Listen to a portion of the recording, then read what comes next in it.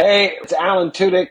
I just wanted to reach out and welcome you, along with the Duke of Wesselton, who would like to say, welcome to Magic Our Way, I suppose, with Kevin and Danny, Eli, and now with Rachel. Not a big welcomer, but okay, welcome. And then also K2SO. And there's a fresh one if you mouth off again. Jumbo, everyone! Harambe! And welcome to another edition of The Magic Our Way. Magic Our Way. Magic Our Way! Magic Our Way. The Magic Our Way podcast. They are truly magical and whatnot.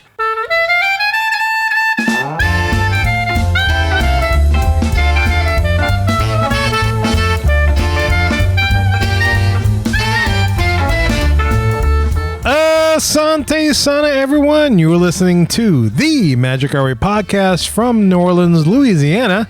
And on this show, we invite you to feel the libations. Feel it. We are artistic buffs and not artistic cream puffs. This is the show in which every opinion is welcome. MagicOurWay.com is where you can find us. For this show, we check out the world of How to Train Your Dragon a la Berk in Universal Epic Universe. And look, this isn't your typical polished practice Pixie Dust Disney podcast. No way. We are not in the parks every day, letting you know that the Disneyland Lost and Found building was repainted. That's right, Kev. We're just here to drink, talk some Universal, and give you the hiccups. That's right. You guys got the easy part. All you got to do is listen up to what we think up while we drink up. And there's a lot that we thought up. My name is Kevin. And I'm Danny. I'm Eli. And Rachel is out today as she's off honing her travel agent product knowledge over in Universal Studios, Florida. She's gearing up for the Epic Universe, man. She is. She's feeling it too. She's going to be ready to book that. What? And we're looking forward to that trip report soon. And she's going to tell us about her Mardi Gras experience and all the ways you can book Universal Studios vacation. Looking forward to it. All It's going to be day. awesome. Yeah. And look, the easiest way to support us is to leave a rating and a review on Apple Podcast and or wherever you access our show. Also, be sure to like and subscribe as well as to turn on those notifications so you never miss an episode of the Magic Hour podcast. So look, enough of our jibber jabber. Let's go see some dragons over in the Isle of Berk. Let's tame them.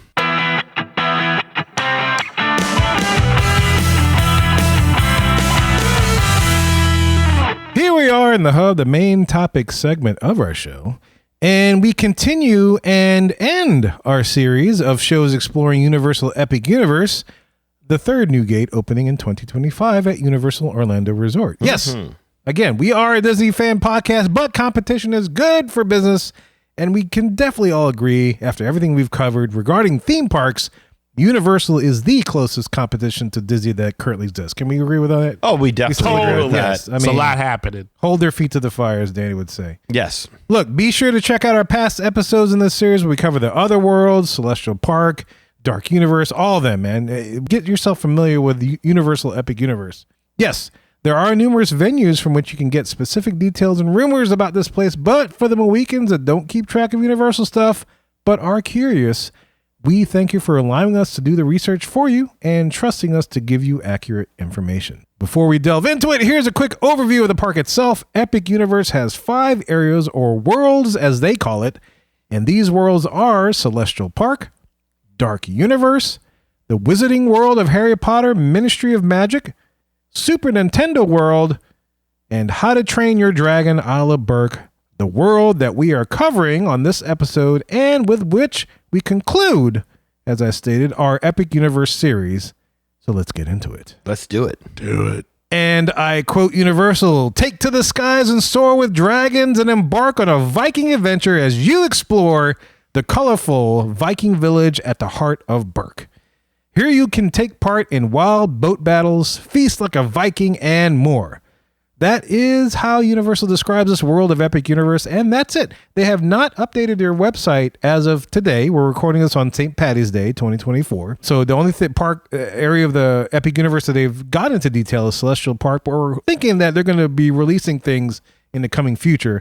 And when they do, we'll update our shows and whatnot. But for this show, this is what we know. This is what we found out. This is what the Universal Fan Universe has found out. And we're going to bring this to you guys. All in one convenient show. You don't have to go around searching like we did, various different articles just to get a little bit more information about the restaurants, the shops, the attractions, all that. Absolutely. And we do cite our sources.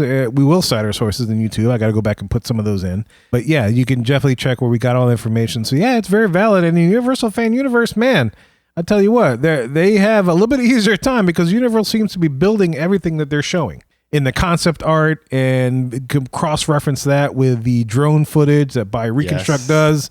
It's like, oh, there's the picture. They're actually building it. Mm-hmm. We're not used to that as Disney fans. Oh my gosh, this is great. This is great. This should take another 10 years if you're a Disney fan. Absolutely. But no, they're doing it, and they're doing it wild, and they're doing it next year, 2025. And we're very, very excited about this. Yes. So look, I thought I would start by saying this.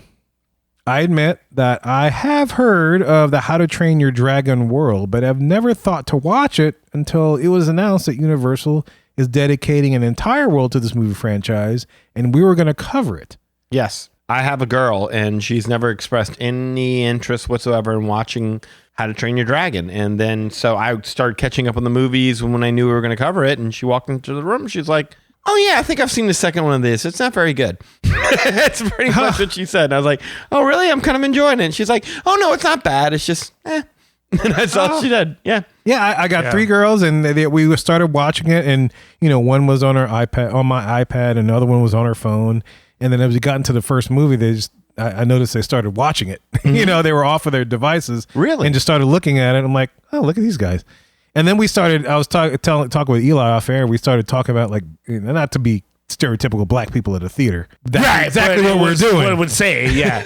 We're just like, oh man, freaking whatever the girlfriend's name. that. Yeah, it's like the girlfriend's name of Hiccups. I can't remember her name. Oh, Belch? No, Belch was the other dragon's name, actually. yes, that is actually correct. It was Wow, Belch I and, never seen it. I just It started with an A, like Euclid or something. something like anyway, that. Hiccups' girlfriend's name. We're just like, oh man, she's just playing him. And my daughter's like, yeah, man, she's playing him. That's Whatever real else. time stuff, though. It was. Yeah. We see never and had then that what- impression. Yeah, and then in the second movie, we're just like, and not to it's spoilers if anybody, but man, this has been out for a while, so if you haven't seen it, I'm sorry. Astrid. Astrid, yeah, that's it. Astrid. Start with A. You can't trust nobody named Astrid. In the second movie, we're just like, oh no, they're not going to kill the daddy, are they? Oh, no. Oh, they're killing the daddy. They just did that to the Oh, daddy. and we're just, and the daughter's like, oh man, surely the dragon's got some magical power. I was like, baby, they ain't got no magical power that can bring him back to life. That dead. Oh, no. I didn't say, but in my head, I'm just like, daddy's dead. Oh, no, daddy. I'm just like, they just found each other. So it was like that. We didn't think we'd like it as much as we did, but then we ended up watching it, and it got to the point where it's like my middle daughter kept looking on the internet to see what happened, so she wouldn't be like shocked. Oh, that's cheating. Yeah, that's what I told her, and she's like, I just didn't want to be surprised. I'm like, no, that's cheating. That's not fair. Well, they just killed his daddy. I mean, she needs to be emotionally prepared in case they kill his dragon next. Well, sure, be man, logically prepared, but that ain't fun for the family to view it all together. You got to get the family trauma going on right there. But man, She cheated. I'm going with she did. She did a little bit. I gave her, I was like, man, why'd you look? She's like, hey, she laughed. Whatever. You got to watch her. She don't Go ahead and watch her. yeah, she's scrappy. That's right. Watch out. Look, man, I don't know about y'all. I'm totally invested in this universe now. I want to watch the TV shows now. I want to watch the shorts. I want to get the books. I want to check it all out. And I'm sitting here. I'm just like, what the hell was I doing between 2010 and now? I was like, I wasn't being paid. This wasn't even on our radar. Raising girls. Yeah. It was, Trying to yeah. survive, doing earlier episodes of the show. There was a lot. That might be it. I might have thought this is just a boy movie. Maybe the girls won't be into it, but they're into it. I'm glad you said that because that is something I asked my daughter. I was like, let me ask you something. Like, Epic Universe with Harry Potter, classic movie monsters, How to Train Your Dragon, Nintendo World. I was like, is this more geared towards boys and girls? What do you think? And she was like, maybe a little bit, I guess. She's like, but all those things are cool. And that's pretty much how she put it. Oh, yeah. So I asked her to ask her friends about that. And most of the friends kind of said the exact same thing. And one of them made a distinction, Rania, of course, it's a very smart one. Mm-hmm. One of them made a distinction. It's like, I think it has more to do with younger kids probably. Like if you're younger, you're more boy-girl centric. But as you get older, all of it is entertainment, and you just side towards what's good. What you feel. Oh, yeah, I like so that. I thought that was a very good way to put it. That is a very good way to put it. Yeah. So anyway. It is Rania. Yeah, she's Because very it's smart. amazing how this universe has happened so far, and I guess to some extent it extends to now. But that they're building a theme park, and now it's caught my radar, and I'm like, oh, I'm totally into it, man. Well, that's a I good love it. sign. That's a good sign, right? That means that they believe in this property, this IP, and they can push it forward. And if you're willing to invest in it, then boom. And it goes to your point, Eli, you made on other shows. It's like, it has this thing particularly gotten you to invest in the source material. Right. And for me, it has. I'm totally into it. I'm absolutely. And to give everybody some context that's listening, this world of How to Train Your Dragon is based upon the movie and television franchise How to Train Your Dragon, which in turn is loosely based on the similarly named series of children's books by British author Cressida Cowell. How to Train Your Dragon. This is a series of books where you can find all this stuff. The franchise began in 2010 and is a series of 3 movies, 5 short films, a television series which apparently ran 22 seasons. I had no idea. 22 seasons? Yeah, 22 seasons. And it was reported to have a live action version scheduled for release in 2025. God. I didn't realize this universe was so big, and so I started researching this land. Ain't that longer than Young and the Restless? I don't know. I think they're still running. God, dog. Young and the Toothless. Yeah. General Holy Hospital or crap. something. That's wild. Yeah, I read that 22 seasons. I looked it up. But a lot of the seasons are on Netflix. I was like, what? Where was I with all this? I'm with you. This was completely off my radar. Well, that's big. Yeah, apparently a lot of the TV stuff happened between the first movie and the second movie. So it's like a lot of backstory things. Well, that I didn't makes realize. sense because once you see the third movie, you're like, that's it? Yeah, that was definitely like a period to their entire saga. Right? Yeah, they closed the book on. They said this is it it. happened so quickly. It's like, wow, I just started to like it, and they've already closed the book. But now you're telling me there's at least 22 seasons worth. So they've really milked this franchise. Oh, big time. And we just weren't there with it just because we just didn't know about it. So, did you watch the series yet? No, that's next on my list. I've watched the 3 movies. Okay. And totally sold me in. I'm very sad at the third one. I was very upset, but I was happy to see Toothless had his kids. And that was very cool. I thought that was adorable, and the families met at the end, so that was kind of like a Harry Potter moment. Yeah. But yeah, I'm going back and I'm going to watch the TV series to see what's happened. Cool, man. Because the dad's still alive in the TV series. So that's what I was curious about is whether or not the voice actors returned. I'll be curious. I'll let you know. Okay. Yeah, because I'm sure we're going to cover this at a future date when they finally release official information, which, like I said before, the Universal hasn't. But once they release their official information, which guarantee is going to be probably close to this show, what we're talking about on this show, it's going to be awesome. And so I'll give you that update because I'm sure I'll be watching some series for that. Okay. For sure. Okay, well, now you told him the story. Let's give him the glory. Yeah. So, all right. So, look, the franchise primarily follows the coming-of-age adventures of a young Viking named Hiccup Horrendous Haddock III, son of Stoic the Vast, who is the leader of the Viking island of Berk.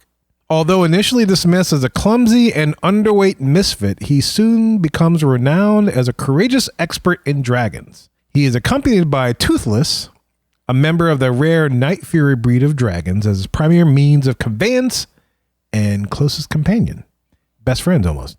Together with his friends, he has a crew that has dragons too. He manages the village's allied dragon population in defense of his home as leader of the Flying Corps of Dragon Riders. Upon becoming leaders of their kind, Hiccup and Toothless are forced to make choices that will truly ensure peace between people and dragons. That's the backstory to the books, the movies, the TV series, and also this world. That's why this world exists. So let's get to what is expected. As Eli has stated, we'll start with the attractions as we've been doing, and then the dining, and then end with some shopping. Danny and I split this one. Since it was the 5th one, it's an odd number. We split work on this since we did a lot of the research together on this stuff. So, well, you did more of the heavy lifting than I did on this one because my daughter had exam week. This is true, yes. Yeah. But I'm thankful that you were able to get to that because then I could delve deeper into the other stuff for sure. So let's get into it, right? Let's do it. As with every World of Epic universe, the entrance to the Isle of Berk from Celestial Park, which is the main hub, by the way, which I cover back on, I forget what show that is, but make sure you listen to that.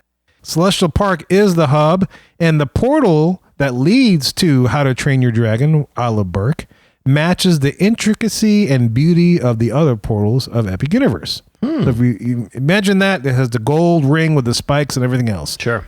And just like every portal, it has an inscription which reads, and I quote, "We, my friends, have dragons." A phrase which is stated in some manner in the first two movies, but is most prominently heard in Hiccup's opening dialogue from the third movie, The Hidden World. Yeah, that's what I remember. But as a side note, yes, to any purists of the How to Train Your Dragon world that are listening to this, and we're just new to this, before anyone gets to us, in the movie, Hiccup does say, "We, my friend," singular friend, "have dragons." And that's because he's talking to one specific dragon, which he rescued the evening before and is introducing to his new home in Berk. So it makes sense that, he would be speaking to this one friend dragon, that "we, my friend, have dragons." And then Epic Universe will be welcoming us all. "We, my friends, have dragons." So that's why the slight adjustment to the quote. So before any How to Train Your Dragon purists get at us, this makes sense, right? Yes. The portal's not going to say "we, my friend, have dragons." We're not going to single out you there with the green hat. Yes. Coming through the portal, we have dragons. But everybody else, you. it's not like that. This portal is welcoming us, all of us. Okay. Mm-hmm. So the portal will also have the entry facade, which looks like Epic Universe, but it'll have rock work, which matches the heavy theming to match the rocky coastal terrain of Berk. It is a coastal town. It'll have the rocks all up in there. If you smell... Oh, I'm sorry. That's right. I wanted to say it too, but I was holding it. Yeah.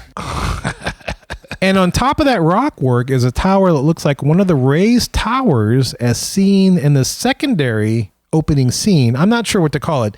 There's an opening scene in the Hidden World where they're rescuing the dragons, and there's a secondary scene where they're taking those dragons that they rescued back to Berk. And you can see this, what I think is this exact tower on top of the portal. Interesting. I've seen the portal, but are you talking about from the scene from the movie? Yeah, I went through I found a clip of the movie, and then I screenshotted the exact thing, which I think is the tower that they're using. Oh, there you go. I just zoom in. Oh, you can zoom in and you can see on it? my old screen. That's a lot happening right there. Yeah, Eli, there's a lot happening there too. So when you see that little image of what's on top of the portal, it's very similar. In the movie, there is a picture of just a random dragon. I forget which species it is, but for How to Train Your Dragon in Epic Universe, they use an image of Toothless, which is the Night Fury dragon that Hiccup befriends. The main dragon. The main dragon, yes, the main dragon. So I like that you said that there's a lot going on there, because I feel like I got to think if they don't reproduce this, I'll be a little upset.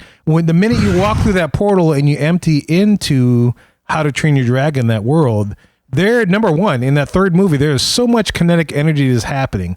You walk in, you see like statues, you see buildings, you see very colorful, you see dragons flying everywhere, you see people interacting with the dragons, you see all kind of kinetic energy. And so when people walk through the portal, they're dumped onto this boardwalk that surrounds the lagoon. And in the lagoon, you see exactly what's in the third movie. You see these two statues, first of all, which act like buoys, I think, to lead them into the main harbor of Berk. One of the buoys is a dragon and the other buoy is a Viking. And there is patents of pipes, gas pipes, leading to each of these statues, which suggests that there's going to be flames. So the minute you walk through the portal, you'll see the lagoon and you'll see the flames coming out of these statues. In the background, you will see Viking boats. In the background from that, you'll see the big tallest mountain, which I think they call the highest point in that world. I can't remember the name of it, but there's a big tall mountain. When you look at the movies, it's not the mountain in which Hiccup lives. He lives on a hill. You'll see that in the background as well. Okay. But I got to imagine it's going to be like this third movie, because in later, which I'll talk about, there is a pad which they'll launch. They think there's rumors that they'll launch like drones. Mm-hmm. And so I got to imagine if you walk through that portal, you're going to see drone dragons flying around this entire area, just like you see in the third movie when that opening scene is just like, here's Berk. Here's all the color. Here's all the dragons. Dude, it is nuts. I am so glad to hear that could happen with Berk, because every time I hear Berk, I think of Delta Berk, and that traumatizes me as a child. So walk past it. Oh, that is really different. good. Yeah. Designing dragons. Designing dragons. I mean, if there's a way to have that will definitely take it a step further than what Disney did with Pandora, because they had flying objects as well, right? Oh, yeah, they did. But if they're able to recreate that opening scene of the third movie, And I don't think you've seen it, right, Eli? No. Danny, but you've seen it. Oh, right? yeah, I've seen it. I mean, you remember that opening scene where just like he's introducing the dragon, there's like all this stuff is happening, and it's like, holy crap. Yeah, they're kind of giving you an idea as just how overcrowded Berk has become with dragons. Yes. Yeah. And that's kind of where that movie goes. It's like, yeah, this is reaching a tipping point where there's just too many dragons. It's overpopulated. Which is why they had to move. Yeah, eventually. Yeah. Mm-hmm. And my point in my research is that they found what looks like to be an expansion pad, but it could be also a launch point for drones. Yes. And if it's drones, I guarantee you, Universal is going to try to recreate that opening scene to where you walk through and it's going to be like all this energy. Because on top of that, you're going to have a roller coaster that goes throughout the entire land. It's not in one section, but like every place you go to in How to Train Your Dragon, there'll be that roller coaster, the main roller coaster, going all the way through it. It could be done. I mean, like you take a drone, you take some wire mesh of some sort, kind of make something over it. I mean, artistic wise, we are still artistic buffs. Yes. So you could feasibly do that, right? Mm-hmm. And then have that going around because it's high enough, no one could really tell what it would be. That's a good atmospheric effect. So if they pull off that scene, I mean, Disney, you got to step up. All up in your pants, huh? Man, because I remember when watching that, I watched that movie last night, and the third movie last night, I was like, wow, there's a lot happening here. Damn it if they're not going to try to recreate this.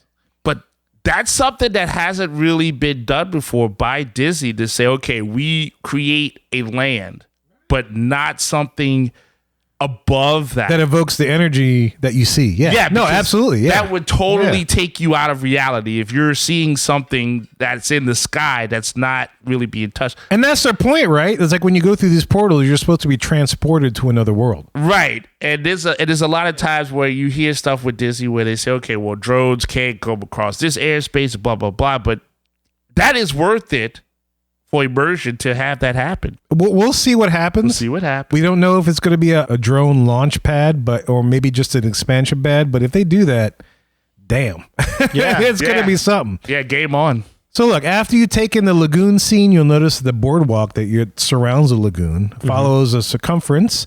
It suggests that you can choose your adventure, whether you want to start to your left or your right in the world, right? So let's talk a little bit about the theming. The construction photos show that the framing for the dragon houses are going up. So if you've seen the movie, you'll see all the different dragon houses all around the world. Rumor has it that there will be dragons everywhere. So based on the patents filed, there may be a swinging dragon tail coming out of one of the exit gift shops for the roller coaster. Okay. Because there's a patent for like some kind of mechanism to make a swinging something or other that looks like a tail. Yeah. Nice. There's supposed to be a two-headed dragon entrance to the boat ride, which is the twins in the movie. Yeah, Tough Nut and Rough Nut. Yeah, Tough Nut and Rough Nut. They have their twin dragons, Barf and I forget the other Belch. one. Belch, yeah, Barf and Belch. So you were right. I don't know if you knew that, but you guessed it. But yeah, that's exactly what they named a dragon. So what I would call a dragon is Belch. Is what I would do. I'll cover the boat ride, but they're supposed to be in the entrance to that boat ride. Oh, wow. And there's supposed to be an ice dragon that hangs out by the quick service location. Oh, wow. Yeah, so one of those guys that shoots the ice out, you see it in the third movie. They have a big battle. It's crazy. But let's get into the attractions, shall we? Okay. So the backstory to this entire land is that Hiccup is training you to ride a dragon. They're dragon riders, professionals themselves. And so they're bringing the public to, number one, befriend the dragons. And number two, learn how to be friends with the dragons. And number three, learn how to actually ride them. Okay. I hope there's a lot of lotion because that would be a lot of chafing. It's funny because Hiccup, he does a lot of experimentation and he does a lot of building. And he did build himself like a little saddle of sorts for him and his friends. So it's not as rough as you've suggested in other shows for sure. That's my concern. Yeah. That's what this entire land is for. How to be on a dragon, how to exist with dragons, how to live with dragons. So it's kind of like a PR move for the Isle of Berk. Yeah. Like, hey, dragons are not so bad. You can live with these dragons. These are nice guys. They don't mean any harm. We just got to understand them and be better with it. Yeah. Yeah. So they're going to teach you how to ride your own dragon. I'd like that. Yeah. So the first attraction that we're going to talk about is Hiccup's wing gliders. And this backstory, which is conjecture, yes, but it can be based on the theming that you see. And the theming that you see being built are gears in the load area, which is in line with the story of the coaster, which says that Hiccup, who is Hiccup's the main male character. Sure. Yeah. Who is always inventing. He's always inventing something, right, to help make his job easier. He created this wing glider contraption to help prepare us visitors for dragon flying, kind of like a trainer, if you will. So the roller coaster will have made up wings all over the place, and similar to look to the wing that Hiccup created for Toothless. Okay. The trains are supposed to be made, and they haven't been uncovered yet, but we're thinking they're going to be like the Flight of the Hippogriff ride. Oh. Which it looks like it's a handcrafted style of train. And if it makes sense that Hiccup's making this, he's going to make it look like dragons, but like somebody made it. Okay. Right? And so it's going to look like dragons, but like a basket weaving kind of a thing, maybe, like a wicker kind of thing. Okay. But also there's safety netting because, like I said, this roller coaster is going throughout the entire world. So it's going to go over pedestrian walkways, other rides, everything. It is like fully... this is part of the kinetic energy of this land. It's pretty awesome. But they have safety netting, which you can see in the construction photographs that look like wings, dragon wings. It adds to like the theming of it being like a training course. Oh, yeah, big time. Yeah, that's awesome. But this roller coaster is not going to have any inversion, so it's going to be family friendly, kind of like Hagrid's roller coaster adventure. But it'll have enough thrill to put you close to the edge. Cool. And I think this is probably going to be like more akin to the second movie than the third movie, where it's not quite as much action because, again, they were trying to hammer home a point in this third movie, which is that dragon overcrowding people, it doesn't make sense. This isn't going to work. And so ultimately at the end of the movie, it doesn't. And dragons and humans kind of go their own way because they're just not meant to share the same world, apparently. So they were trying to send a message there. I have a feeling for this one, they want to be like, nah, humans and dragons, they can get along together just fine. In fact, buy one. Yeah. Be happy. Exactly. Be a dragon dentist. Yes. So the coaster track is seen, if you look at the park maps and everything else and the plans, going through several show buildings, which will contain scenes much like Hagrid's coaster. Did y'all ride Hagrid's coaster when y'all went to Universal? We tried. It was shut down. Okay, it was shut down. So Hagrid's coaster goes through different little scenes that you experience, and so you could see like the different little monsters or whatever else. So that's where this rumor is going to take flight. There's a rumor that it's supposed to have animatronics in this ride, including an animatronic Toothless, which would be pretty awesome. Oh, that'd be great. Yeah, no, so that'd be great. So you're going to see all the characters from the movies, and you're also going to get a little bit of a story about helping you with your flying adventure. Nice. So yeah, that is basically the premise of the coasters that you have gears that is piloting this roller coaster to help us learn how to ride these dragons, how to be friends with them. It's manufactured by Intamin, which is a big name in the theme park industry. Intamin is a Swiss designer. Have you guys heard of Intamin? No. Intamin coasters. Intamin has done Maelstrom or Frozen Ever After. They did that ride. They did Cali River Rapids or Grizzly River Run out in California. They did Incredicoaster, Mickey's Fun Wheel. In Disneyland Paris, they were put in charge of It's a Small World, Pirates of the Caribbean, Indiana Jones, Temple du Peril. Wow. Okay. Peter Pan's Flight out in Paris.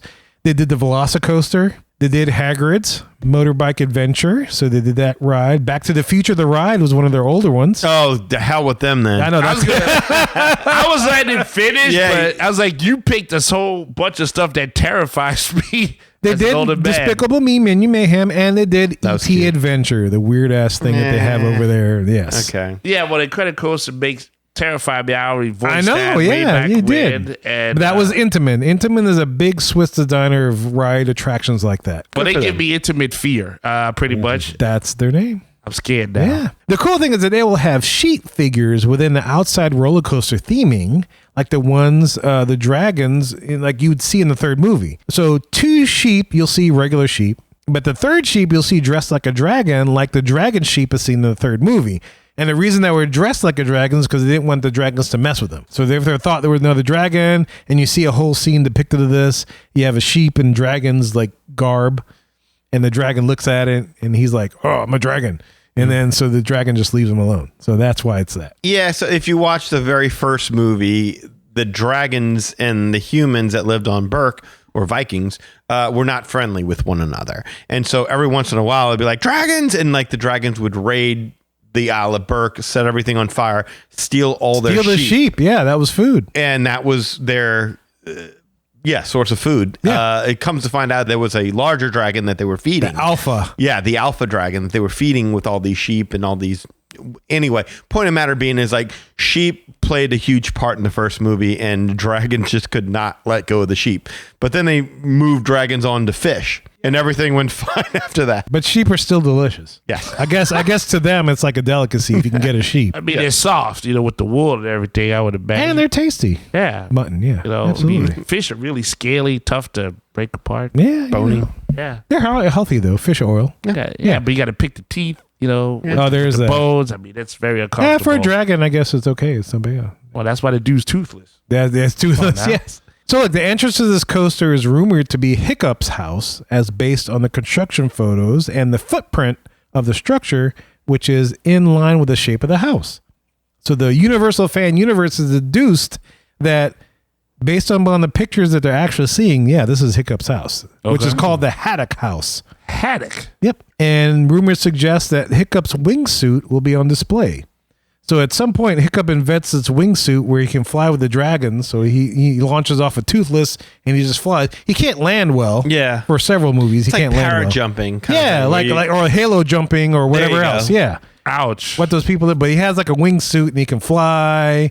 Teaches his friends to do it. He doesn't land well, which is where Toothless has to help him. And More shit. gliding than flying, but yeah. Still, it's nice to see the prop in there. What is that Toy Story? It's Falling with style. Falling with style. That's exactly what it is. Yes, that's what he was doing, literally. So that's the main coaster that we will add to the kinetic energy of the land. That is the main attraction to that. So if you go, I think it's left according to the map. You can go through the play area for the kids and the coaster entrance. And you can experience that. Nice. So moving on to the next attraction, we have something called Fire Drill, which is the rumored name. This sounds insane. This sounds crazy. Yes. Fire Drill is a target practice boat ride. Okay, I'm in. Yes. Except that you're the target. You're the target, wait, and what? other people are the target too. Wait, people shooting at me? Yeah, but That's you my can life shoot- already. You And can you're shoot shooting at back them. if you can crank hard enough to pump your water. So this is it's crazy. No, look, I got to pump juice to make sure somebody gets it in their face, neck, and chest. Kevin, That's right. I know Eli Ivory, and he cranks pretty hard. You're not going to win if you're going up against me that day. you can shoot far. Then Yeah. Yes. I'm glad you're on my His boat. right arm's bigger than his left. I remember I'm going to prep That's for like right. 3 months before I go on this trip. No one stands a chance. They'll be toothless when I'm done with them. Except he'll be blind, so he won't be. But they toothless. Would you rather be blind or toothless? What's going on? Just tell me where to aim. Go ahead. I got tooth. Yeah. Yeah. So Fire Drill is a target practice boat ride. So our next training in the Dragon experience is how to fire or whatever battle off of your dragon, right? This is expected to be manufactured by Mack Rides, as they have a similar ride system in place for the 4 other places in the U.S. that they have rides like this. Yeah. They have the Quest of Chi in Legoland, Florida. Mm-hmm. They have River Battle in Dollywood. They have River Blast in Silver Dollar City. And they have Buccaneer Battle in Six Flags America. Yeah. Yeah, so this is going to be a splash battle ride. And so y'all have seen the videos. I posted the links and stuff, so you can check this ride system out that Mack Rides has created. The twist is I posted a video where you have people in the bank that can fire back at you, and you can fire back at them. You're going to have targets that you can shoot at in the attraction. Plus, it's reported that the boats can fire on each other. Mm-hmm. So there's a point where you can battle another boat as you're training. That's what I'm just fire talking upon about. them. And so, yeah, it's going to be a great way to beat the heat in Florida. Yes. You're going to get wet if you get hit. I mean, you have a chance to dodge, I guess. You're going to get hit, but it gives you a lot, it sounds like, to focus on it and work with. So Yeah. 'Cause I can't stand those cowards who sit up there and put a quarter in a machine, sit there with a water gun and splash you. Yeah. So like- I'm glad you can fight back at them. I want to shoot back. No, yeah, it's- totally. Yes, there's supposed to be a crank on this ride system that the harder you crank, I guess the further your stream goes or whatever else. Oh, wow. Where you can hit the targets. So if you're good at cranking a thing, you can get those people in the bank That's if they old allow school that. water I pressure. gotta imagine they're gonna allow the people in the bank to shoot back. Yeah, well, Yeah. Well, hopefully they don't have as much water as you do, since you actually in the boat. You're the most vulnerable one, This is true. Yeah, and you're they right. shouldn't be that far above you, right? I don't know how you can aim this, whatever this weapon will be, up and down. But I don't know what the range of the aiming of this thing, but it looks like you can move it pretty well. okay. So I guess if you're skilled at cranking, you can make that stream go wherever you want. Well, seeing that Kali River Rapids almost killed me, I'd be down for this. That's a good adventure. I mean, there's no drop, right? I mean, we No. don't know. There's definitely no drop. There's because you're going to be standing up, right? yeah, you're standing up, Oh, you're yeah. shooting back at people, you're shooting targets. Yeah. That's fun. It sounds like you have the potential to get more wet on this than what you do on Kali River Yeah, Rapids. yeah. totally. Yeah, agree because with I mean, that. if you don't step aside, you're gonna get wet. That you should. But if you get wet, you can shoot back, which is you can't do on Cali. Now I'm trying to figure out, what is this training you for? Like shooting for your dragon, right? Is this like how you aim your dragon's head and I shoot guess so. fire? I don't know. how to do retribution. I didn't see this in the movie, but you know what? Congrats on them for bringing this ride system to the States. No, I I'm don't with know. you. I mean, they call it fire drill, so it's like you're putting out the fires that your dragon started. That's what I kind of get the impression. That's what it feels like, right? But yeah, but doesn't seem like something practical for riding your dragon. It sounds like Yeah. something for the people on If the you want to ground. save your Yeah. village Right. and stuff, yeah, because I mean, fires in the movie happen all the time. Oh, yeah. Right. You definitely can't be shooting gasoline at people and then lighting No, it up. that would suck. That would be some high insurance rates right there. So after that attraction, you have a stage show, which has Okay. been rumored to be happening, and it's the How to Train Your Dragon stage show, which is supposed to be similar to the Untrainable stage show, which opened at Universal Studios Beijing. And this show contains, I mean, we're thinking about, as Disney fans, we're thinking about Nemo. But look, we're talking about live No. actors. We're talking about large scale puppetry. We're talking about moving set pieces. We're talking about projection mapping. We're talking about screen based media on the background. Yeah. It is Yeah. nuts. It is not Nemo. No. Nemo's well, not a glorified, but it's a It's a Broadway show. Yeah. Yes. Done Broadway style. This is puppetry, and this is kind of like, you know what it reminds me of is the Little Mermaid stage show, but to the 100th To the 100th degree. Yeah. No, absolutely. Yeah. Yeah. You sent that video. I saw that. I was like, that's insane. That's like a Circus Soleil kind of cinematic thing. Like, that's too much. It's good in a good way. Dude, that's a great comparison to Little Mermaid because, yeah, Little Mermaid was like fully immersive in that. Because Yes. you and the audience were part of that world. Right. Literally. And this show that's in Beijing, if they bring that over here 100%, it's going to blow Nemo out the water. I Oh, guarantee yeah. it. No pun intended. Absolutely. And Way look, out the water. just for the listeners, if you're listening, the backstory about this amazing production transports audiences to the adventurous world of dragons and Vikings, where they discover the common values of life and the message of cooperation and the empathy between them, and that family first is the greatest thing that they both treasure. This fantastical show takes the audience on a mythical journey to the Isle of Berk and the new hatchery where baby dragons are born. Guests will watch Hiccup and Toothless attempt to train a new dragon in the village, with the help of course, Astrid and her dragon, Stormfly. Find out if the gang can train the untrainable, as they say. Hiccup, of course, uses a strategy contrary to the typical Viking strategies of handling a dragon, in which he figures out why the new dragon was being extremely uncooperative. Long story short, the dragon is a mother and wanted her egg back. An egg which the Vikings brought to the hatchery thinking that it was abandoned. So that's the entire story. And once you reunited the mother with the egg, she was happy, she was trainable, everything was good. Peace Everything- abounds. Peace abounds between human and dragons. Yes. Yes. And so the cool thing is that guests will cross a bridge going to the show. The theater is supposed to seat about 985 people. Oh, So the wow. big theater.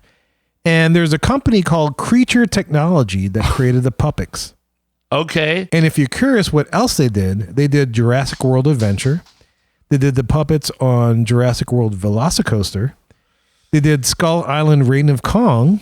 They did Lady Liberty for the Rockettes New York Spectacular Show, which Lady Liberty spoke the Statue of Liberty spoke. Wow. And then they did King Kong Alive on Broadway, which y'all might have heard that Broadway show. They did a King Kong show. Yeah. They had a live King Kong puppet that was talking to the audience and all kind of stuff. Did he sing "Putting on the Ritz"? He should have, yes. The Godzilla show up and start singing. Yes. No, I didn't hear about that. Okay. Yes. Wait, so the Kong skull, the Skull Island, that's the one where he like goes and fights the dinosaurs? Yeah. Holy crap. They made Okay. that puppet. Yeah, they did all that. That's intense. Yeah, so Creature Technology was this company that they worked with, that Universal worked with to create this show. Also did the puppets for this. And y'all watched the video, all that's them. That's Creature Technology.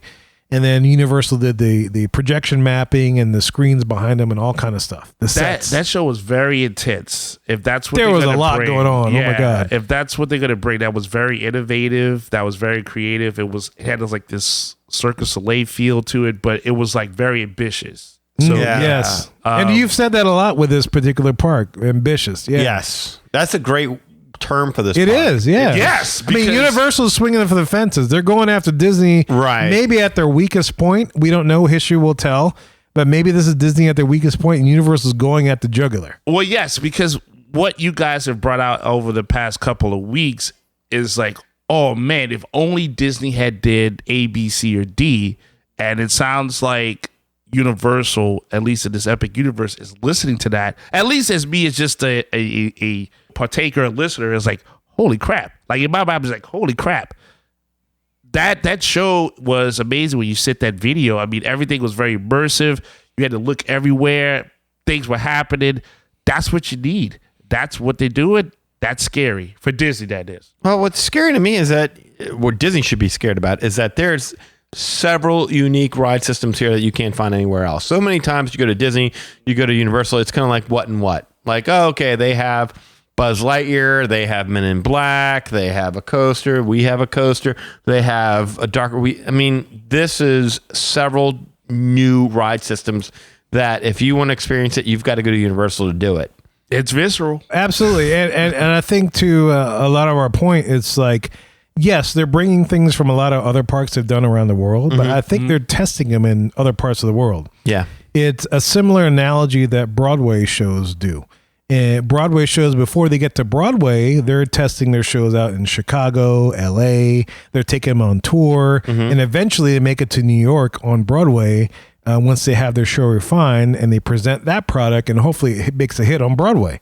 So that a lot of that Motown the musical did the exact same thing. They toured, they did in Chicago, they came to New Orleans before they made it to Broadway, and now they're a big hit. Sure. So I feel like Universal is taking that same approach where they're testing their product in other markets before they bring it to the US. Smart. And so if they bring this show to the United States as is you would see in Beijing, Disney's got to step it up. I mean, what would be left to refine from what was in that clip? That was insane. Dude, it was nuts. I mean, you have seamless transition from like the screens to the physical sets to the projection mapping. It's like, where does one end and the other begins? Well, at one point in time, an actor gets on a dragon and just flies off. Yeah, That's what I was Like going to it's say. nothing. Yeah. Yeah, it's unbelievable. nuts. Just say the use of dragons. I mean, when you think about it, I mean, they've been trying to get dragons into Orlando theme parks for a while, and it just never really.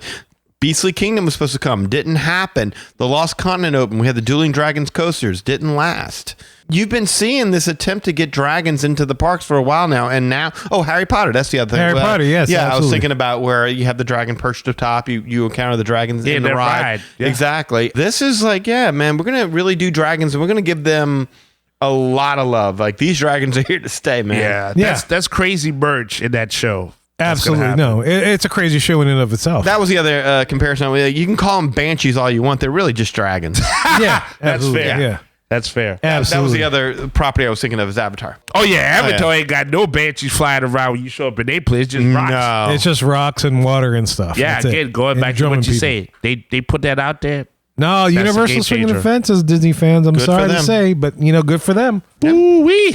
And so look, in front of this stage show area, there'll be a meet and greet area. And basically this will be the stables where you can meet the characters from the show. So you'll have a toothless character. You can meet some of the other dragons, some of the characters on the show. So yeah, you can have pictures, all kind of stuff with these people. Okay, that right there is worth its weight in gold. It's called Haddock's Paddock. Haddock's Paddock, yeah. You can take a picture with a dragon. You don't hear that too often. With Toothless, no doubt. Toothless is the main dragon out of the entire series. And there are like videos of Toothless in the parks, like walking around taking pictures of people. Yeah, like it's nothing. that's He's a smart. little bit horrific, I found. Yeah.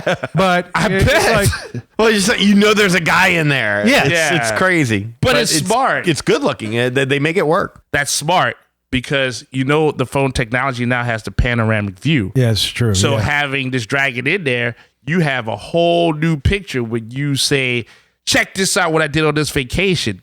Again, another next level thing. That's scary. Yeah. You know what this reminds me of, speaking of next level? It's like they had the Aladdin show at Disneyland, which was awesome. Yeah. I don't know if you remember watching that, but they had a point where Aladdin and Jasmine were flying on a carpet. They're over the audience and everything else. Yes. Mhm. I They love took me this to some. the next level where they had, Boy Hiccup riding on Toothless over the audience and all other kind of dragons happening. They just took it to the next level. They did. Whereas Disney didn't do that yet. Or at least they didn't bring it to the United States if they did do it overseas. But Universal's bringing it next year. I don't know. They put Jasmine I don't on a know, dragon. man. I don't know what I'm going to do with myself. But, go ahead. You're going to slay the dragon, Siegfried? Hey, I already slayed a lad that one time. Hey! I bring me a fire extinguisher, go to town. How you doing? So the next attraction that I'm kind of excited about, even though it's very simple, is called Dragon Racer Rally, which is the rumored name. It's not confirmed yet, but we think it's going to be named that. Okay. It's themed as a dragon racing kind of attraction as seen in the second and third films. And if you notice, there was a point where they're in a stadium and that's where they used to battle dragons, but now this is where they race dragons. It's kind of like their Quidditch kind of game. Yes. Where you this time, but instead of like a quaffle ball, you're catching sheep. And Yeah. then you dunk them into some kind of thing. And if you get the black sheep, I guess you win. It's kind of like the snitch. Yes. You get all these points and you win. Who's a black sheep? So What's racist. a black sheep? It's the craziest thing. It's like, poor sheep. So it's like pool with sheep. Yeah, the sheep don't fare well in this movie. Yeah, the series. sheep have no chance against these dragons. Yeah. But anyway, this is a ride made by Gerstlauer and is what they call one of their Skyfly flat ride systems. And they've also built these particular ride systems in Mall of America, Nickelodeon Universe, where they built the Fairly Odd Coaster and SpongeBob SquarePants Rock Bottom Plunge Coaster. So they did that. They did Hang Time at Knott's Berry Farms. And to save the last one, which is one of my favorite coasters in the world, Mystery Mine in Dollywood. So anyway, that's the company that has made this particular attraction. And it is a spinning boom arm style attraction. It looks like it's Dueling Dragons homage themed. Yeah. Yeah, because you actually have Dueling Dragons. And so basically you think about, those sailing ship rides that move back and forth? Oh, the big with the pendulum. Yeah, they just do pendulum, but you add a 360 element horizontally as well as vertically. Oh, God. You're peeing on yourself.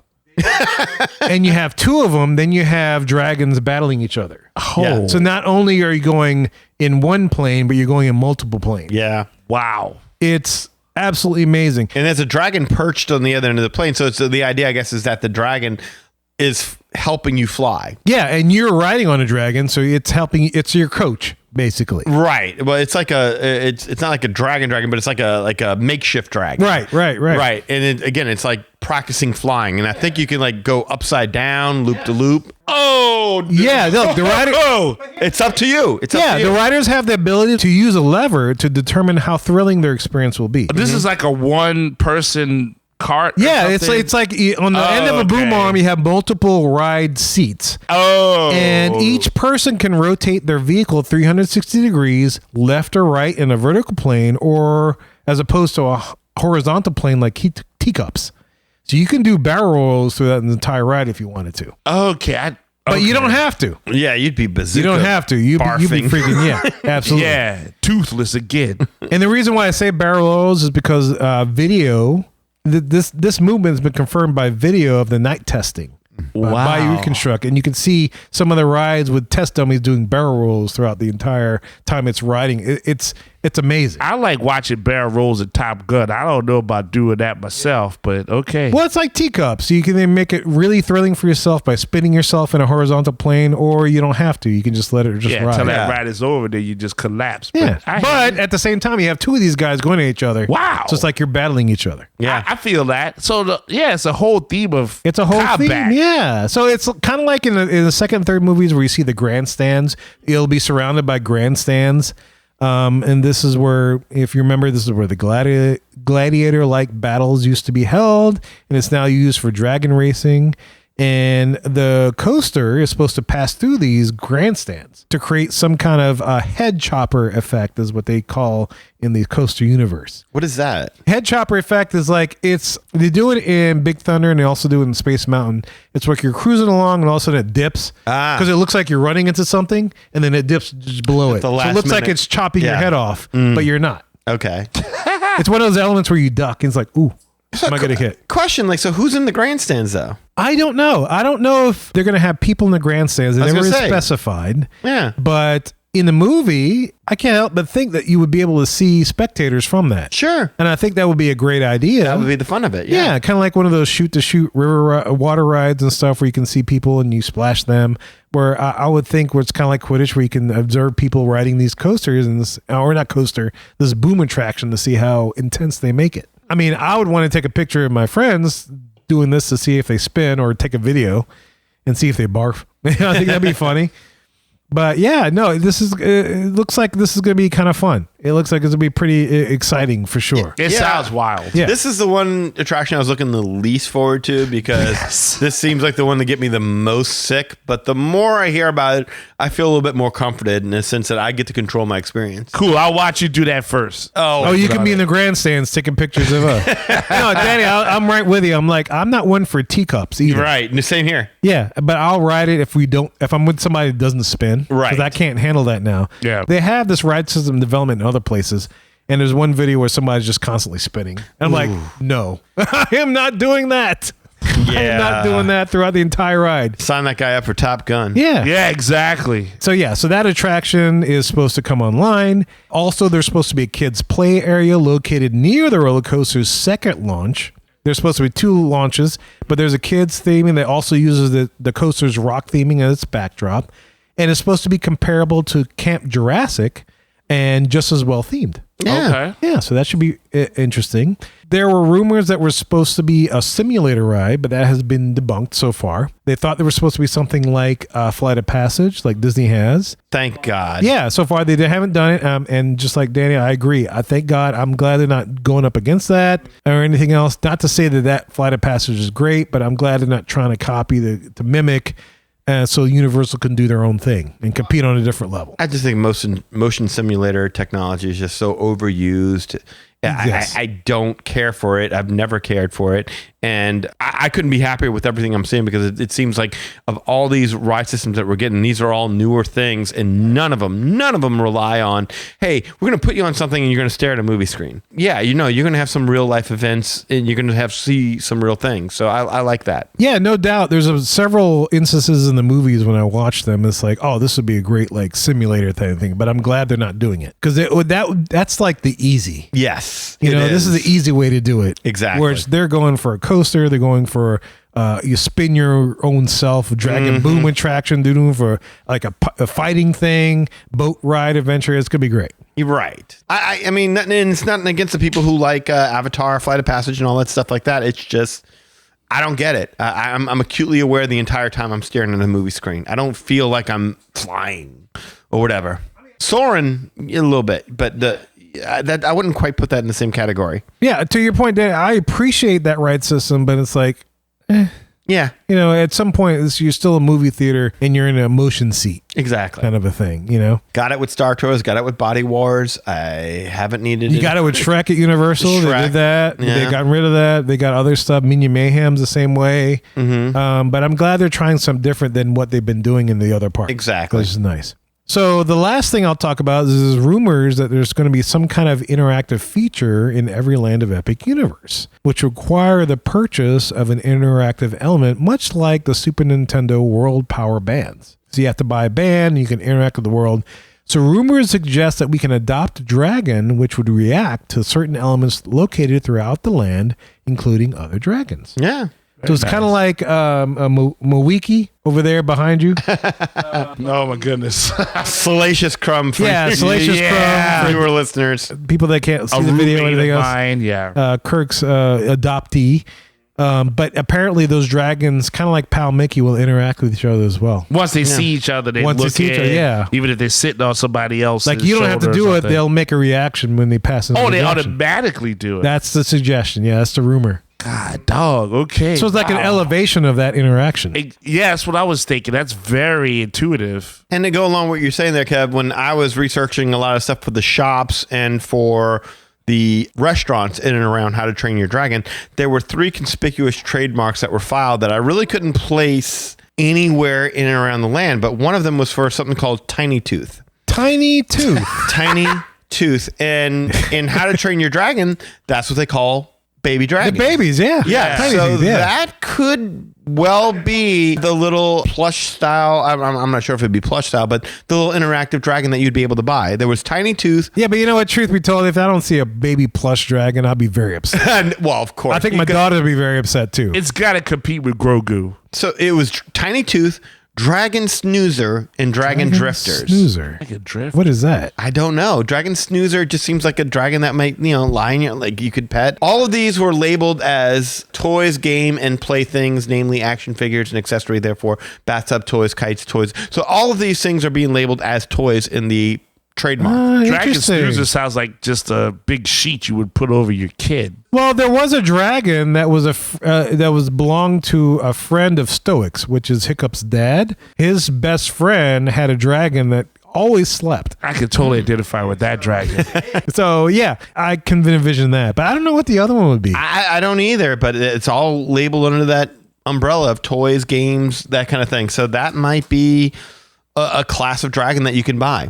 I don't know. Makes sense. Oh, I mean, there's many classes of dragons, so I'm very excited about Yeah, it. I could not find any evidence that any of that had to do with a shop, a restaurant, nothing. And it wouldn't even make sense that it would. Well, since we're here, Dan, let's talk about, because I'm done with attractions, so let's go ahead and talk about dining in this world as well as shopping. Sure. Okay. So I'm curious, because I'm going to be doing all this kinetic energy. I'm going to get hungry at some point. Yeah, absolutely. So if you're looking for How to Train Your Dragon signature dining experience, I guarantee you it won't be very hard to locate.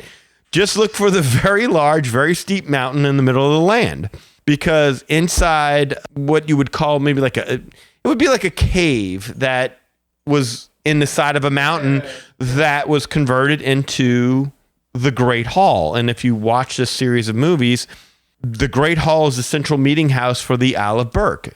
And inside of the Great Hall, the Vikings who call Berk home, that's where they feast. That's where they make their battle plans. That's where they have their meetings, study for dragon training, all that stuff. So that's going to be the land's signature dining experience. However, here's something important to note. When the contract was filed with Orange County for work related to the land, it did not refer to this soon-to-be restaurant as the Great Hall. Instead, it's set to be called Mead Hall. Yeah. So for context, in The Art of How to Train Your Dragon, the building was entitled Mead Hall. And that title was used again in Dragon's Rise of Berk, which is a video game. But it hasn't gone by anything other than the Great Hall in both the How to Train Your Dragon movies and in the TV series. So this would be a first. And part of me wonders whether or not that name change has to do in part with the fact that Universal owns the theme park rights to another more popular franchise that also has a Great Hall, and they may be looking to avoid confusion. That makes sense. Nice. Yeah. Very nice. That would. I wonder Tend to what make that could be. Listen to our previous show. So to all you How to Train Your Dragon fans out there, get used to it. The Great Hall is now going to be Mead Hall. So getting back to the mountain itself, the mountain that sits atop Mead Hall is going to be a tall, forced perspective mountain that'll serve as the centerpiece of the land. As you look up the mountain, you'll see that it forms itself into a long, rocky spire. And atop that spire is a small, tiny little house that is likely to be Gothi's hut. Okay. Now, again, for those who haven't watched the films, Gothi is the village elder of the Hooligan tribe. That's the name of their tribe. I was thinking about fantasy football team. She's a wise old woman who lives in a hut on top of a mountain. I don't think she lives on top of Mead Hall in the series, but I would have to go look at it again to be sure. It was hard to depict where she lived, but she had these baby dragon or little dragon. I don't know if they were babies, but they were little dragons that you all hung over. Yeah, there were like a flock of little tiny dragons but I mean, there were mountains everywhere in this film, so it's hard to exactly pinpoint where her hut is, but it will be there. So if you have eagle eyes, make sure to look up. You'll see it. The entrance into Mead Hall will look just like the Great Hall's entrance in the movies. You'll have a huge arched doorway with the intricately patterned doors that are flanked by two humongous statues of Vikings mounted on top of a dragon holding a torch, and they will be lit at night. There's a gas line lit that runs right up to them. So I love that. They will be lit up at night. Well, and the thing of it is that when you watch the movies, there's a huge staircase that leads up to it. Now, I've looked at construction photos, and you can see where they're building those two Vikings. I have not been able to locate whether or not there's actually going to be a staircase leading up to it, because there's a huge staircase leading up to the Great Hall in the movies. The restaurant itself is slated to be an upscale quick service dining location with seating for 244 people. Oh, wow. The dining room will be round and have a very tall ceiling and be surrounded by large columns. And unofficial concept art shows that the rotunda walls are going to be adorned with tapestries and stone sculptures. And guests will eat at picnic-style tables, kind of like what you see in the films, and with what looks to be a giant fire pit. Like in the movies, they have a fire pit in the middle of the hall, but in the concept art that I saw, it's towards the front. And I don't know if it was so much of a fire pit as like, I don't know if you saw the third one, but it was like more of a soup station because one of the dragons got stuck in there. And Toothless had to scare it out. Right. Yes. So I guess they kind of, once they didn't have to use this place for their meetings so much, and they didn't have to have the fire pit because now dragons were living with them, that maybe they repurposed it. I don't know. So attached to the restaurant will be a retail location. And this gift shop is going to be connected to the Great Hall restaurant by a set of restrooms in the middle. This is what the Perfect. Yeah, it's a permit show. I love it. Again, now I just want to make sure everyone understands, until Universal officially announces these things, everything we're discussing right now is all educated speculation. However, according to trademarks filed, one of the names for a retail shop is going to be Toothless's Treasure.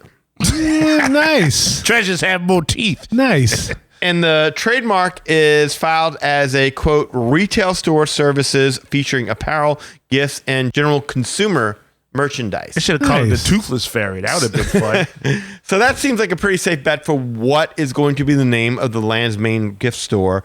And it should be attached right there to the Mead Hall restaurant. Yeah, that makes sense. Total sense. And that means that's going to be a bar. You can't have the name Hiccup and it be a gift shop. That has to be a bar. I hope so, yeah. So near the center of the land, by the Viking boats parked in the lagoon, there's also a structure that's currently being built, which permits call a retail location and candy store. It also has connections atop its roof for themed elements.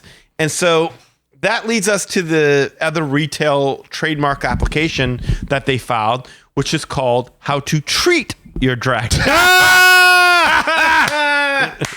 Very kindly. That's awesome. And so the conjecture here is that it's going to be for use as both a gift store and a candy shop. That's Very awesome. nice. Featuring confections, baked goods, and more. Also, as we pointed out before, with the roof with the themed elements, kind of again, like the movies, it's expected to be themed as a hillside covered in those birdhouse-like dragon houses that you see in the movie, where you might see dragon tails sticking out, kind of what you said before, Kevin, where they had the animatronic tail sticking out of a couple of the houses. Because this land is going to be covered in these dragon houses. Like, so that way you can see dragons everywhere. And that's, if you watch the movies, that's how they live. They live in these little birdhouses up above the town of, Berk. Yeah, Berk. Yeah, so much colors, so much activity, so many dragon houses, not birdhouse. So getting back to the dining, there will also be an outdoor quick service location with a covered seating area that can accommodate 204 guests.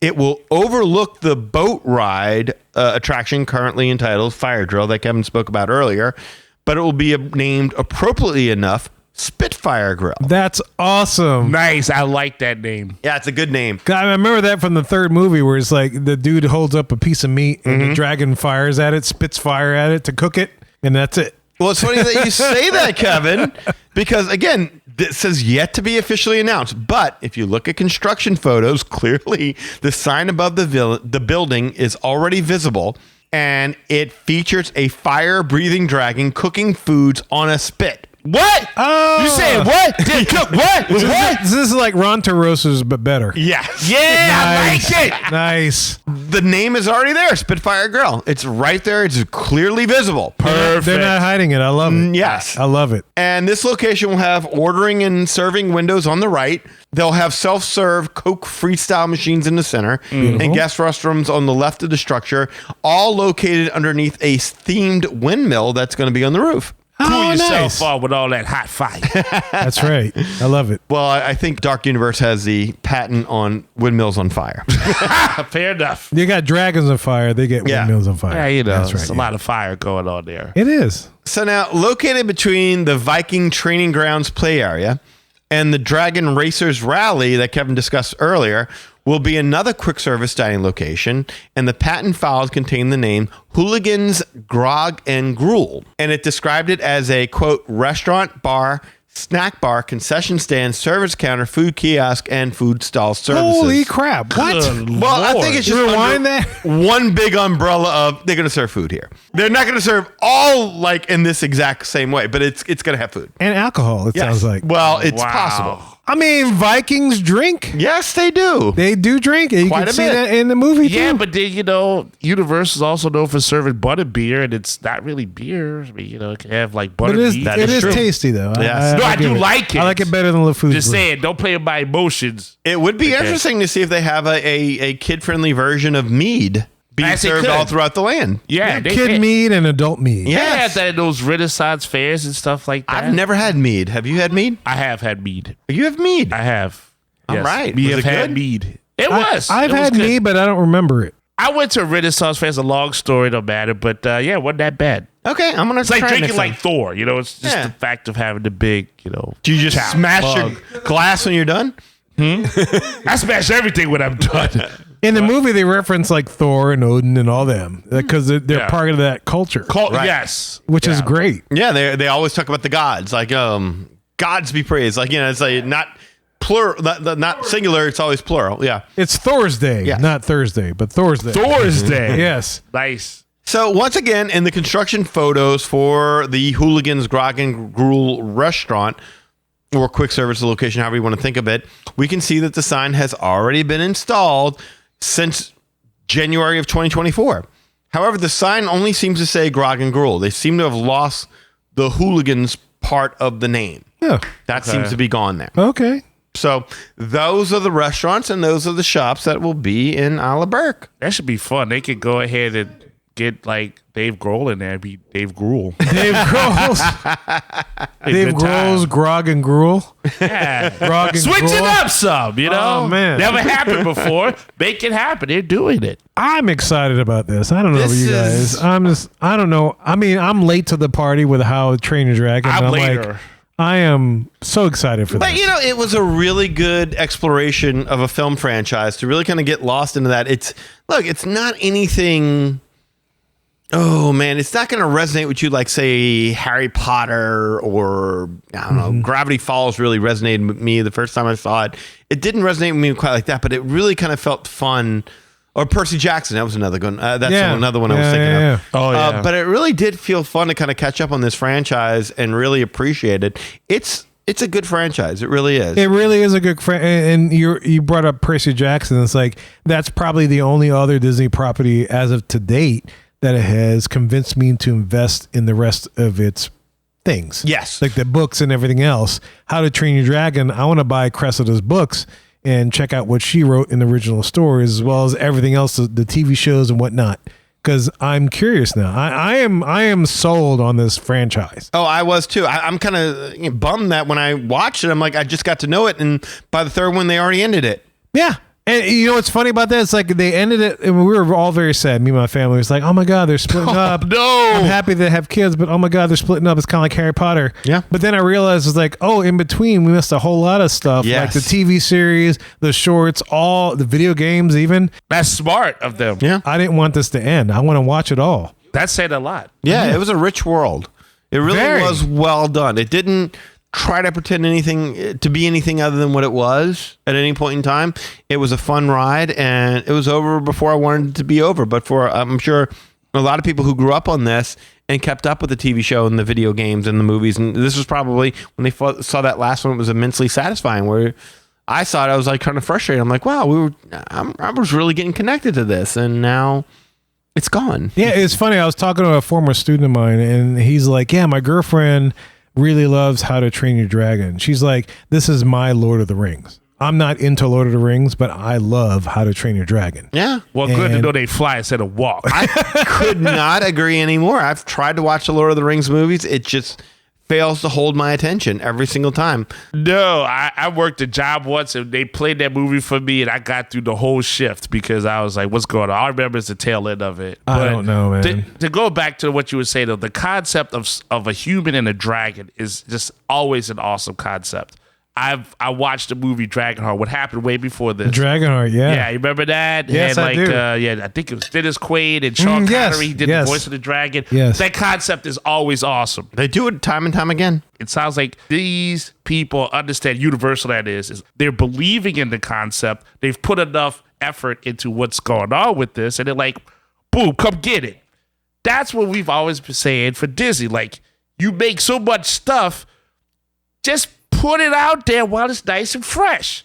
These guys have just like, hey, we're doing it. We're going for it. And that's scary, man. That's like chewing on Disney's back right there. And I love me some Jasmine. I just don't want to see it get eaten up by no dragon, get burned up alive. But that's happening right there. Toothless or ruthless, that's happening. Yeah, I'll say this, and that's that when I first heard about this universe, the epic universe, this park, How to Train Your Dragon was the one I was least looking forward to. And having watched the movies now, it has jumped up the list to maybe what I would say maybe the third land that I'm most looking forward to now. Nice. Really? Yeah. You're very... No, I can see that. yeah. You're very Yeah. opinionated, so that's... Well, there's iconic structures. Like, look, Dark Universe is going to be the very first one I would like to go to. Celestial Park is... That sounds amazing to me, even though it's maybe not as... Well, there's no IP tied to it. Yeah. identifiable, but that's what I think is the draw to me. Is like, let's see what they do here, and there's so many bars and stuff. It like I said, it seems to me like to be their version of Epcot World Showcase. I think I would even put this over. I put this over Super Nintendo Land for sure, because I mean, there's so much, like just walking in there and seeing that lagoon with those two iconic structures lit up with fire at night. That is, again, you watched the movie, you knew exactly what it was when you saw those things being built. You knew that lagoon. I agree. I'll put this above Super Nintendo Land for sure. I know Super Nintendo. I started playing Donkey Kong Country over the weekend. I have it on an emulator, for those that are wondering, a Raspberry Pi emulator. And so I started playing it. I was like, oh, hey, there's Rambi the Rhino. But I'm like, Bonus round, right? How to Train Your Dragon. Yeah, Rambi the Rhino is awesome. But How to Train Your Dragon, oh my God. Yeah, I'd definitely put it above there. Yeah, for sure. I think I would put it above Harry Potter as well, because I've never designed. Now I'm curious to see Harry Potter, because I'd like to see the Parisian version Diagon Alley, but I still haven't even seen Fantastic Beasts. This is going to be the third iteration of that concept, and I think I've kind of gotten the feel Exactly, of it yes. by now. So I am more intrigued about this. So that's why I would put it third. So that was a jump up that I didn't expect. To tease a future show, I think that's kind of where we need to go with this next. Is what if we were Disney? What would our response be to this? And they've had some releases as far as what they're planning to do in 2025. I don't know if it's enough. Not even close. I say Typhoon Lagoon. Okay. I mean, Disney fans, you've heard that news, but we'll talk about it maybe next show. Yeah, that's a good exploration to be had for sure. If this is enough, I mean, they got D23 coming in August. That's when we're going to really learn what the response is going to be. I mean, what are you going to do? It's like Dennis Hopper. What you going to do? Wow, well, What you going to do? what to do? You got a decision to Don't make. fly below the flight deck. You're gonna do these barrel rolls like Epic is doing to you guys right now. Oh, man. for sure. Anyway, guys, I hope you enjoyed our series on Universal Epic Universe. I am really curious to hear what you guys think about How to Train Your Dragon, a la Berk world, or maybe any of the worlds of Universal Epic Universe. As Disney fans, what do you think? Do you think this is a threat? Do you think this is something that you're interested in? We want to hear your opinions, and this will be the Disney podcast in which every opinion is welcome. We want to hear it, and we're about to tell you how to share your opinion in just a little bit. Well, guys, we hope you enjoyed our discussion about How to Train Your Dragon, the Isle of Berk. Look, if you want to learn more about us, go to magicourway.com. There you will find our social media links, past episodes, and more. Also, if you want to get in touch with us to share your opinions, you can do so through the following ways. First of all, shoot us an email at show@magicourway.com or shoot us a text message at 1-815-MOWEEKEND.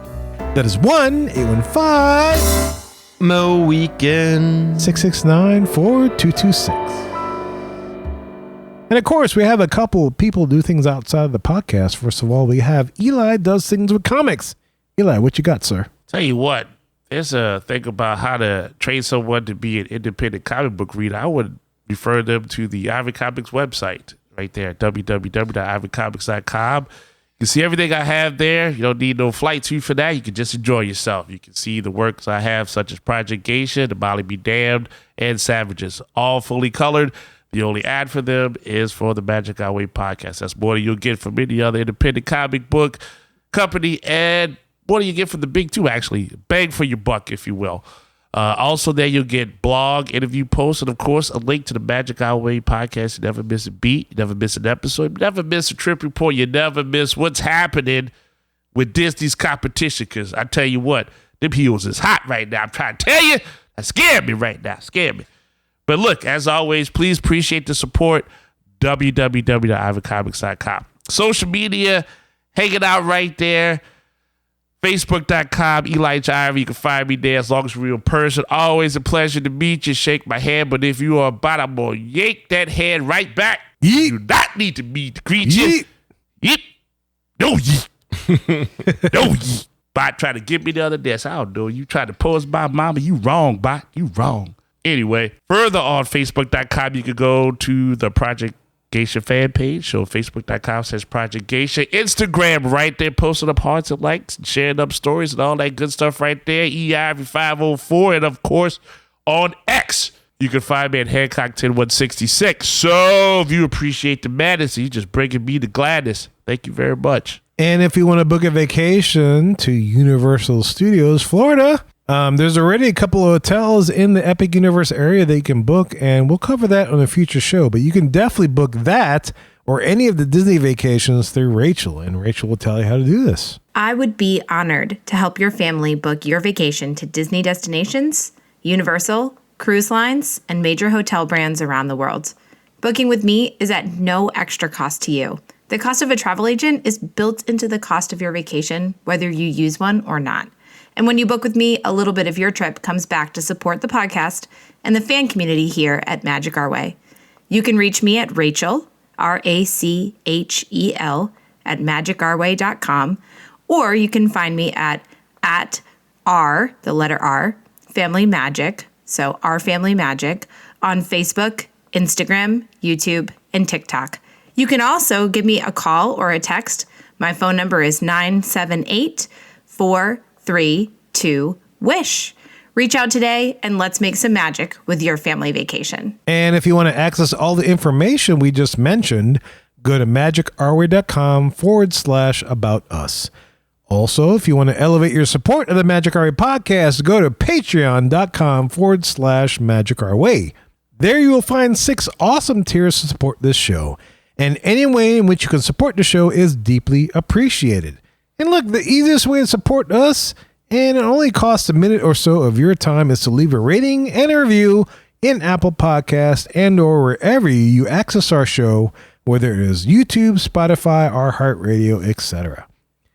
And we want to thank you for being a loyal listener, and we always love hearing from our listeners. All opinions are always welcome in the Magic Our Way podcast, so make sure you get in touch with us today. So we say Kwaharini. My name is Kevin. And I'm Danny. Magic out.